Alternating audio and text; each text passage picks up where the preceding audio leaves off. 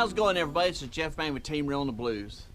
I'm out here on beautiful Lake Wiley, South Carolina right now, trying to do a little crappie fishing.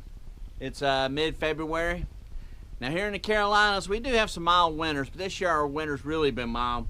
The crappie had already moved all the way up. We had probably a good 2-3 weeks of 40s, 50 degrees was our lows, 60s was our highs. The crappie had started moving. They were getting in their good pre-spawn pattern. Well, anyway, they were getting in their good pre-spawn pattern. The fish had started getting up on those, getting up on the flats about a quarter of the way back up in the creeks. They got off of the river channel. They'd actually started getting into their spawning patterns. Well, the crappie around here, what'll usually happen, once that water temperature starts to go up a little bit, those fish are all staged in the river channel. You'll see those females and everything, they'll start gathering up at the mouth of the major creeks right at the river channels.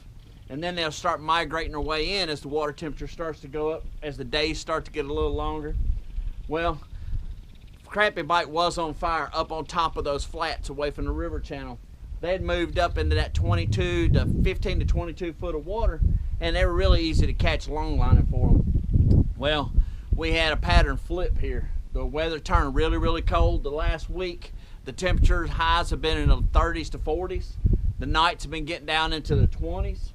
So it had caused this water temperature to drop considerably.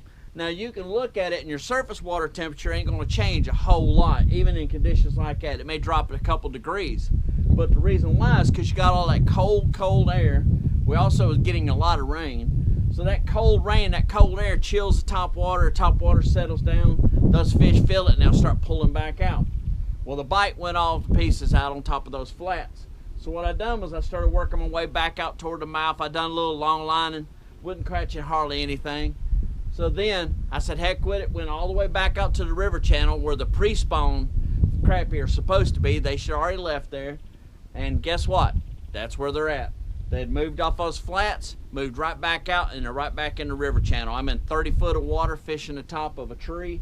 That's probably, top of the tree comes up to about 25 foot. So it's about 5 foot up off the bottom.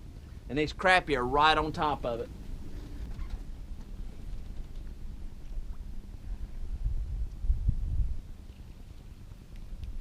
Oh, that's a nice one. There we go. That's what we're looking for.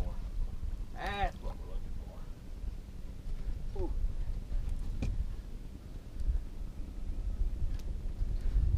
There you go. That's a nice fish right there. That's a good. Oh yeah. That's what we're looking for right there. A nice 12.5-inch crappie.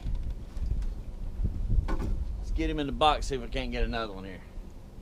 I was throwing jigs and was throwing minnows for a little bit, and I was catching a few crappie, but they finally kind of quit on me. So now what I'm doing is I'm actually using slip floats and I'm using down lines. I'm counting them all the way down to the bottom, picking them up about 3 cranks off the bottom, which is putting them 3-4 feet up above the trees, and I'm just letting them float there. I'm catching some pretty good fish, but they slowed down a lot, so that's why I figured this would be a good time to tell you what we're doing here. Hopefully I can get some good crappie in the boat and get something ready for supper. The rig I'm using today is just a slip float with a bobber stop, and I got about a 1/8 ounce split shot below it. With the hook, I got the split shot about 1 foot above the hook. And I've got some free lines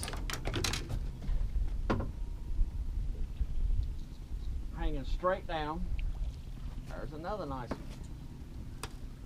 I gotta start paying a little bit better attention. He got him on the line there.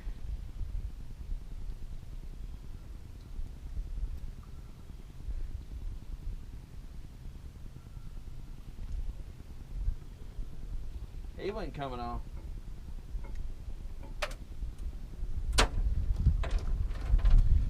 Another nice little 10-inch crappie. And I'm using one that's like a down line.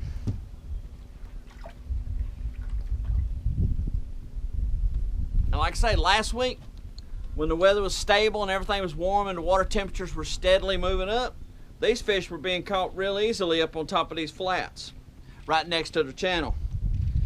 But right now, they've moved completely off of the flats. I mean, this fish had literally moved up to about 14 to 15 foot of water. They've backed completely off of that. Now they're back out right on the river channel. And like I said, this is temporary. This weather and this water just started fluctuating a lot with the temperature. We had a lot of new water running in the lake. So essentially these fish just kind of got spooked back out to the river channel. What I'm doing with this free line, I'm letting it sink all the way to the bottom. And then once I see it quit sinking, alright, it quit sinking, I'm just going to reel it up about a foot off the bottom and set it back in the holder.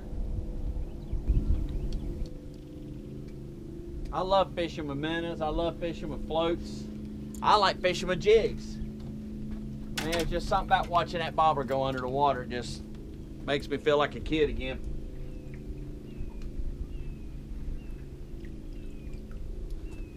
Tell you what ain't making me feel like a kid again is this cold water on my hands. I've literally got my boat positioned directly over top of this treetop.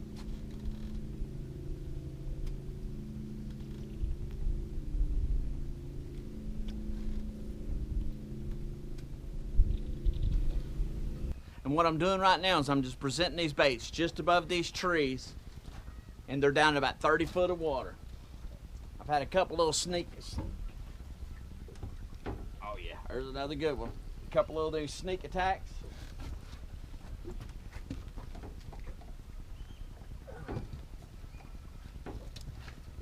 Just like that. Like I say, these are some good eating fish right here.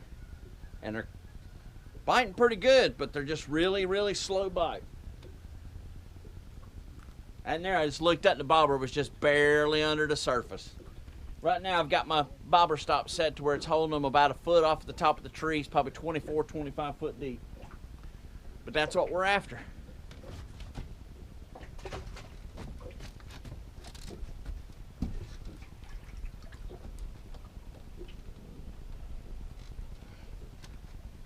Get another one.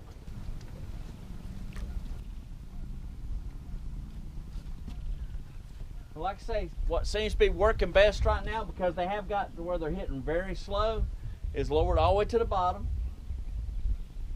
The minute you feel it hit the bottom, you can see it stop sinking. Reel it up. Then the minute you feel the line, just barely work it up and down. I can actually feel the tops of the trees. If you just take your time, you can feel the split shot. Barely brushing the top of trees, then all of a sudden you'll feel them tap it. Like that. Oh, there he is. Another good one. Whoop.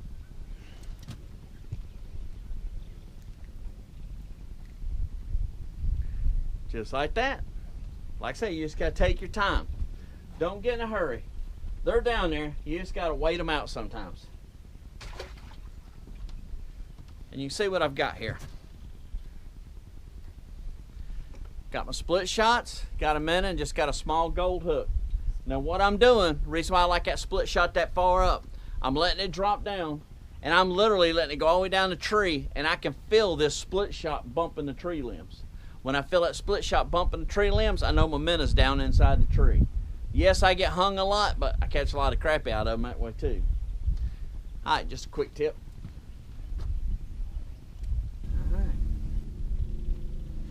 See if we can't get something. I need to quit talking on the camera and pay attention to my lines. I missed about 4 or 5 fish.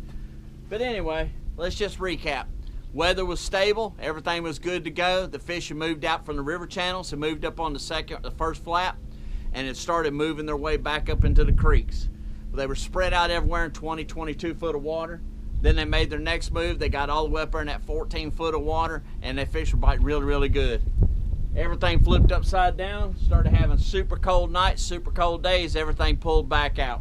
They didn't quit biting, they just ain't in the same spots.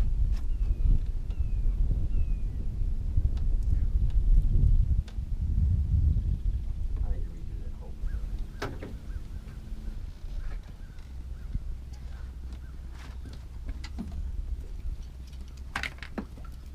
Oh, there's another good one.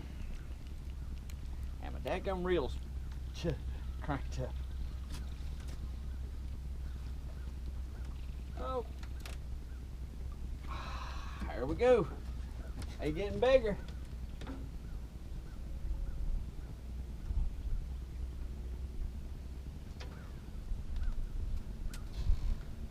Another nice crappie. Oh, a little bigger. He's almost 13. Tell you what, you can't beat them. Just can't beat this time of year. Like I say, just because you can't find them long lining, just because they're not on the banks, just because they're not on the trees, that don't mean you can't catch them. You just got to find where they're at.